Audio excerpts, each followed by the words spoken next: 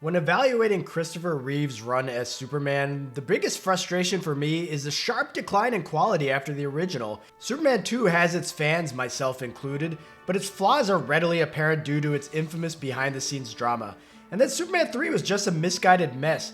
Yet through it all, these were still competently made movies, like they felt cinematic. It's with Superman 4 where the series utterly fell off a cliff. This is a movie filled with terrible special effects, drab set design, and just a general lack of production value that screams cheap, cheap, cheap. Yet it surprised me just how hated this movie was. Sure, it regularly looks awful, but I was still shocked by just how much negativity was directed towards Superman 4. To me, it had always had kind of a schlocky charm to it. So is Superman 4 an unmitigated disaster, or does it have some redeeming factors? Well, we're gonna figure that out together in this video where I analyze Superman 4, looking at 3 of its strengths and 3 of its weaknesses. This is the good and the bad in Superman 4, The Quest for Peace. And strength number 1 is Superman 4 goes for it story-wise, like it's actually trying to say something. The movie asks what would Superman do if humans were marching towards their own nuclear destruction. And it's clear from the first time we see Clark Kent that Christopher Reeve was really invested in this storyline. Yes, we've got plenty of goofy Clark moments still, but the first half of the movie treats Clark very seriously, which is to the movie's benefit. Grounding things early in Smallville is a smart decision, as is taking all of Clark's interactions with this real estate agent seriously rather than making a joke out of it. And you're just as obstinate as your father was, too. Well, I'm sorry about that, sir, but that's just the way it is. Now this story arc kind of comes and goes without any resolution, but that feeling of Clark being more serious is kind of pervasive throughout Superman 4's first act. When a tabloid takes over the Daily Planet and threatens to make a joke out of it, Clark is the first one to stand up against this, but without losing the awkward Boy Scoutish vibe that Christopher Reeve made second nature. A reporter's first allegiance has to be to the truth. The people of this city depend on us, and we can't let them down. Some of this seriousness definitely stems from the fact that this movie was a vehicle for Christopher Reeve to kind of voice his anxieties about the state of the world in the late 80s. And that is addressed directly when this very poorly dubbed kid demands for Superman to do something about the unending nuclear escalation. I tell you who I'd write a letter to that would do some good. Who, Santa Claus? No, Superman. That ADR makes that kid sound like he's about 40 when he's probably only 12 on screen. And that's kind of the way Superman 4's messaging comes across. It comes across very clunkily throughout the movie. Like we're supposed to just believe that Superman has all of his mail delivered to the Daily Planet to be read by this guy who sounds suspiciously similar to him. Still, it's nice to see Clark having to wrestle with whether he should get involved, something Jor-El forbade him to do in the first movie. Like, too often, Clark's emotional arc in these movies is just, how do I get Lois to like me, gee golly? Here, he even rejects a date with her. No, I'd rather not, if you don't mind. Wow, that is the look of a woman who never thought she'd live to see the day when this guy wasn't just falling all over himself to be around her. But this leads directly to Superman deciding to get involved, and he also explains why he gets involved, and it's pretty relatable. For many years now, I've lived among you as a visitor. As of today, I'm not a visitor anymore, because the Earth is my home too. And I think that's the bigger message that Superman 4 has about Superman. He's no longer a visitor. Earth is his home. The Daily Planet is his home. Smallville is his home. They're all his homes. Superman is no longer an outsider. He's now intrinsically a part of these places. And that's a powerful message. Unfortunately, it's a message folded into maybe the cheapest envelope ever. Weakness number 1 is exactly that. This movie feels, looks, sounds, just is extremely cheap.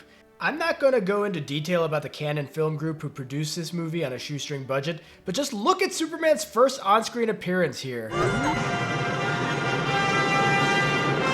It's bad enough that this looks like a cheap cardboard cutout that's just coming towards the screen, but this shot is also infamous for being reused over and over in Superman 4.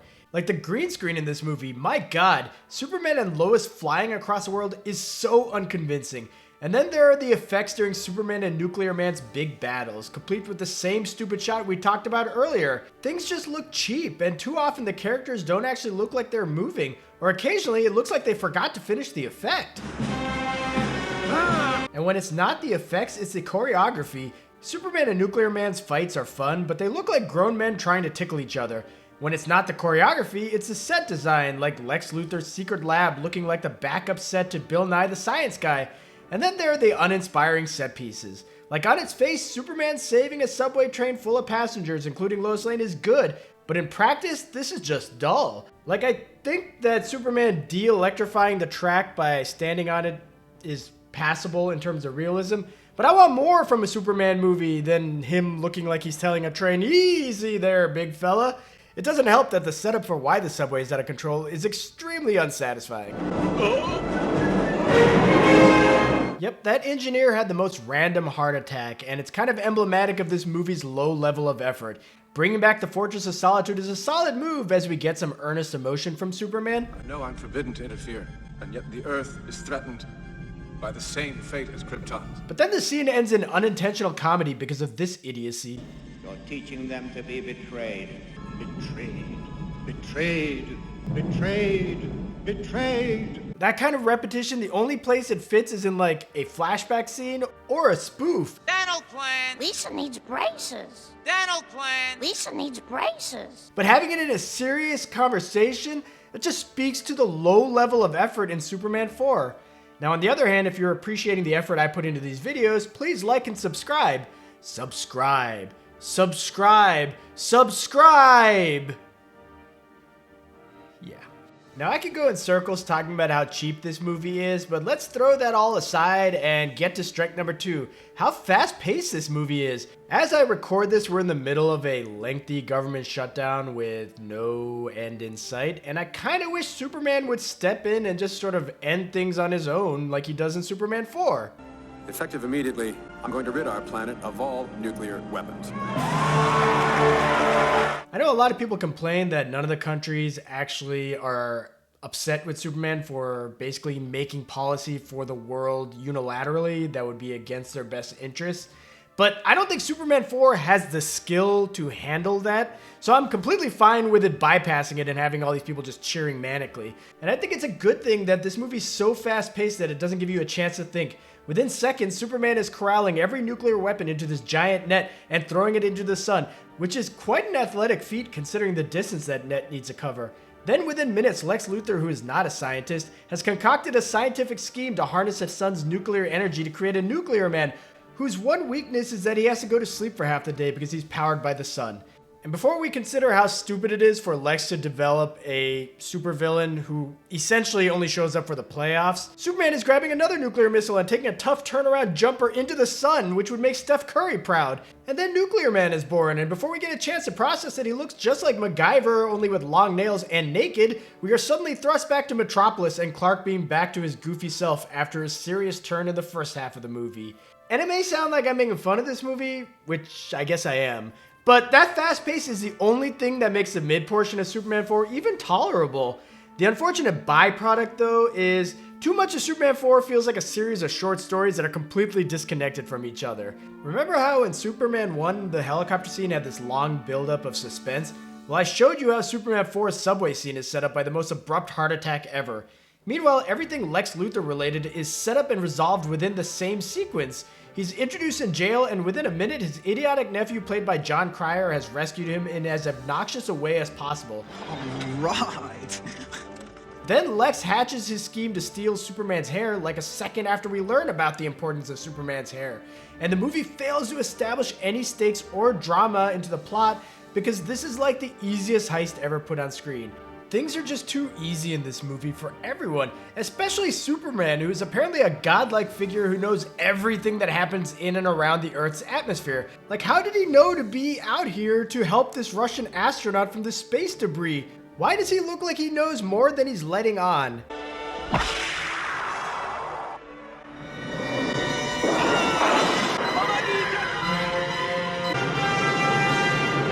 The geography of this movie makes zero sense. Take the scene where Superman and Lois go for a flight. At one moment they're in Metropolis, then they're in the Midwest, then they're in San Francisco, then they're in the Arctic, and then they're back in Metropolis, and it's been like 10 minutes because Clark and Lois are able to make that dinner that Clark originally didn't want to go to?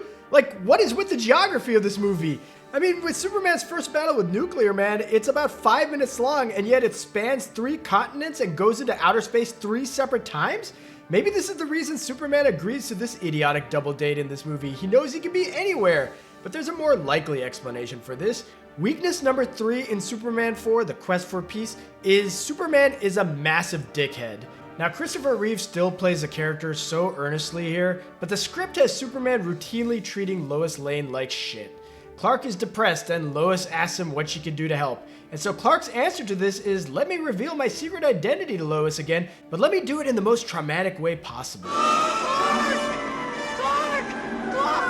Like, you love this woman, and yet you walk off a building and let her think she's falling to her death, and that her last moments are going to be with this horrendous green screen, and then you're like, haha, look who I am! I'm Superman! And you expect her to be really happy with you? Even after he decides to do this again by dropping her mid-flight. There you go. Bye-bye. And then the look on his face is like, haha, humans, they're so beneath me.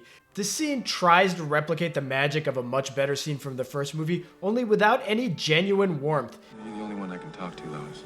That's beautiful and all, Superman, but you kind of lose my sympathy when you keep on mind-wiping the woman you love.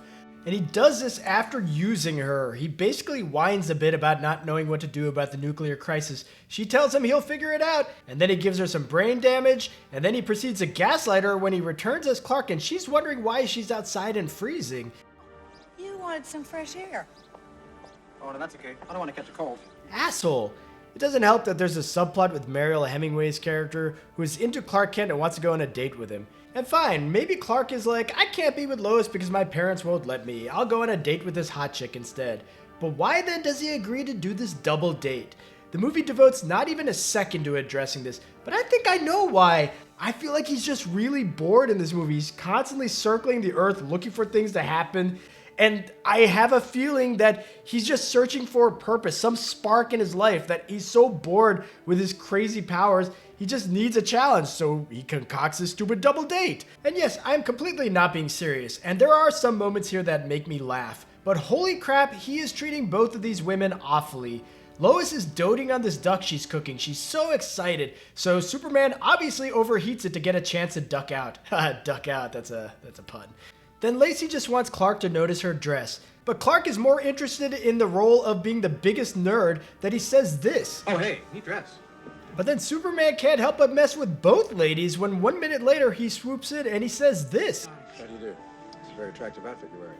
Look at the look on Lois's face. Like, she's been mind wiped. She doesn't remember that Superman is in love with her. So this is like all she's ever wanted to hear him say to her. And yet he's fine just hitting on Lacey right in front of her. And for who? Like, who is this joke for? It's like a private laugh between Clark Kent and Superman. I just find Superman incredibly unlikable in this movie. And what's worse, this double date serves no narrative purpose. Lacey has no depth, and we don't learn anything of substance about Lois or Superman, and its only purpose is to lead into the fight between Nuclear Man and Superman, which I can't believe I'm saying this, and I'm only saying this because the format of these videos is 3 strengths and 3 weaknesses. Strength number 3 is the Nuclear Man versus Superman stuff.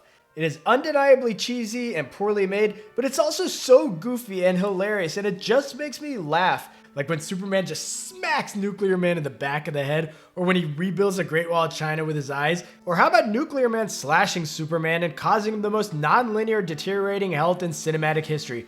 First his neck bleeds a bit, then his cape comes off because he was kicked, then he has the flu, then he's abruptly wearing the old man makeup that Michael J. Fox had on in Back to the Future 2. And then Superman is back with no explanation, and this final fight on the moon is so melodramatic. It's all in slow motion to simulate the low gravity, but it just looks like slow motion because this movie's effects are crap, and everything makes me laugh, like this shot, or Superman smashing into Nuclear Man's midsection but hurting his head. But maybe the cream of the crop in terms of just the so bad it's hilariously fun is Nuclear Man going and kidnapping Lacey Warfield and then flying her into outer space and she's able to breathe. Like, Nuclear Man loses his power when Superman causes a solar eclipse. But the biggest drama here is not that Lacey is suffocating to death or has already asphyxiated. It's that she's falling. Did no one in the writer's room question this? Maybe not. I mean, I didn't really question making this strength number 3 despite it being preposterously bad. And that is, in essence, what Superman 4: The Quest for Peace is. It is preposterously bad. It is a terrible movie. I know in my Superman 3 video, I kind of finished that off by saying that Superman 3 was the worst movie in the series. And I really thought that was going to be the case from my memory of Superman 4. I thought because of Superman 4 taking things a little bit more seriously in the early part and giving Clark more stuff to do, I thought I would come out being like, yeah, Superman 4 is better than Superman 3. But man, I was wrong. Superman 4 is terrible. I almost feel bad if you stuck around this long listening to me talk about this movie. But if you did, thank you. And please like and subscribe. I'm planning on doing Man of Steel and Batman vs. Superman next. Not going to do Superman Returns because I don't own the movie and I'm really not interested in revisiting it. I probably am not going to do Justice League either because I don't want to watch a 3.5 to 4 hour movie. But I will tackle James Gunn's Superman as soon as I own it because I really do enjoy that movie. And then soon, I'm planning on doing the Dark Knight trilogy and probably other Christopher Nolan movies. So if you're interested in that, let me know in the comments. But thanks for watching.